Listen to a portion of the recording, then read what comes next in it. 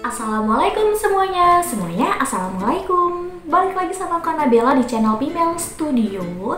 Terima kasih untuk teman-teman yang udah nontonin terus video-video aku. Dan untuk kalian yang belum subscribe, yuk subscribe channel YouTube aku sekarang juga.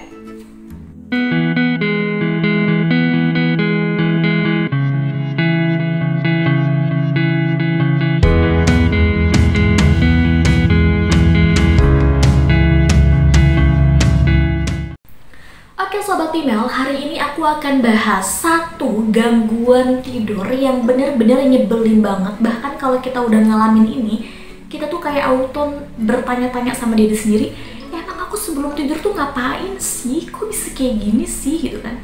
Hampir 40% udah pada ngalamin ini semua. Apa itu? Yuk simak video aku berikutnya. Sobat Female, tahu nggak sih bahwa sebagian besar dari kita, bahkan 40% dari kita itu pernah mengalami yang namanya ketindihan atau yang akrab disapa dengan rep-repan.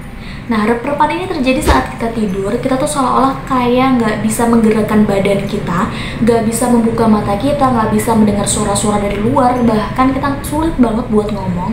Padahal kondisi kita saat itu, kita tuh lagi kayak seolah-olah kayak ditindihin makhluk gitu.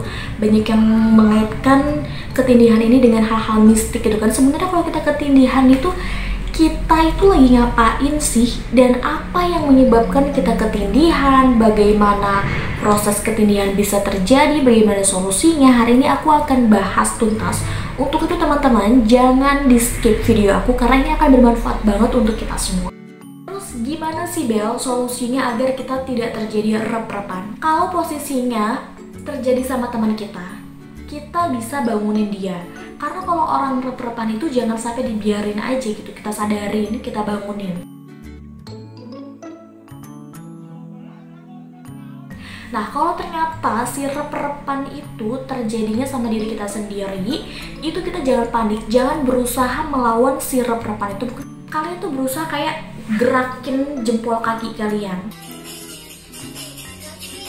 seberusaha mungkin gerakin, terus kening kalian berusaha kayak digoyang-goyangin gitu tuh, supaya memicu saraf-saraf lain tuh ikut bergerak gitu kan. Kalian juga bisa ngepalin tangan kalian, berusaha kayak pengen teriak gitu, tubuh kalian bisa digerakkan. Itu biasanya kalian kayak sadar gitu loh. Kalau udah kayak gitu kalian bisa minum air putih, terus kayak nenangin diri, banyak kata istighfar. Jadi intinya jangan panik gitu loh teman-teman. Kadang-kadang kalau misalkan kita disadarin temen tuh bisa cepet dibandingkan kita kayak nyadarin diri kita sendiri gitu kan. Sebenarnya ini bukan kondisi yang membahayakan, cuman gitu kan, itu tuh kan jadi kayak nyiksa diri kita sendiri loh kalau rep-repan tuh. Terus kenapa sih kalau kita lagi rep-repan itu selalu dikaitkan sama sosok-sosok makhluk halus gitu kan? Ternyata teman-teman itu adalah hasil halusinasi dari otak kita gitu kan.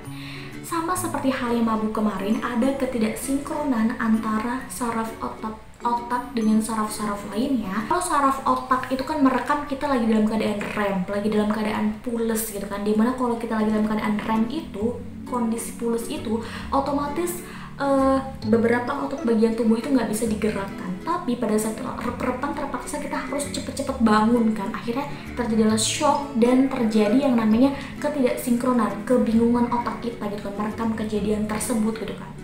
Nah, akhirnya si otak ini berusaha untuk memunculkan kembali, menggambar, berhalusinasi sendiri tentang apa yang pernah kita lalui gitu kan. Kok kayak romantis banget sih, maksudnya hal-hal yang pernah kita lakukan gitu kan. Menurut itu kayak terekam waktu pas kita rep-repan, jadi dimunculin lagi sama si otak, kayak gitu logikanya. Menurut aku teman-teman, ada banyak faktor yang menyebabkan rep-repan. Aku pribadi, ini aku alamin kalau aku tuh kadang-kadang kayak terbawa aktivitas di siang hari gitu kan. Misalkan aku tuh kayak siangnya abis ngeliat video horor, abis cerita-cerita yang horor-horor, itu tuh kadang-kadang kayak kebawa rep-repan gitu. Kedua, kalau misalkan aku tidur terlentang, itu kayak potensi untuk rep-repan itu besar gitu. Untuk kalian yang suka tidur terlentang, coba kalian ganti sama miring ke kanan gitu kan. Sesuai sunnah Rasul juga kan, kalau misalkan kita tidur miringnya ke kanan gitu kan. Dan yang ketiga, kita tidurnya tuh asal-asalan, asal tidur aja, nggak baca doa gitu kan. Itu tuh kayak potensi rep-repannya itu tuh besar. Dan yang keempat, jangan maksain tidur kalau kita lagi nggak ngantuk gitu loh. Yang ada itu malah bikin kita kayak stres, terus kayak terjadilah rep-repan.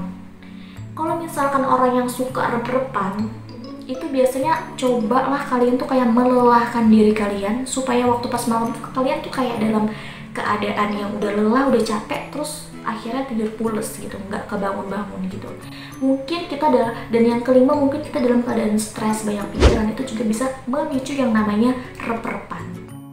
Bahkan teman-teman, aku tuh lucu banget, ada paham yang mengatakan kalau misalkan si rep-repan itu terjadi karena kasur kita itu nggak ada di bumi gitu kan. Makanya kalau rep-repan itu usahain tidurnya di lantai. Hello, apaan sih? Gak jelas banget, tau gak sih kalau ada orang yang ngomong-ngomong kayak gitu tuh. Yang jelas teman-teman, kalau misalkan kalian mau tidur, itu kalian perhatiin dulu, apa kalian udah baca doa, apa kalian udah ngebersihin tempat tidur kalian dengan benar gitu kan. Karena bahkan di Islam pun diajarkan kalau kita mau tidur tuh ya mau dirapi-rapihin dulu, karena kita kan nggak pernah tahu siapa yang ada di kasur kita. Oke teman-teman, itu tadi seputar rep-repan yang pernah aku alami dan beberapa solusi yang pernah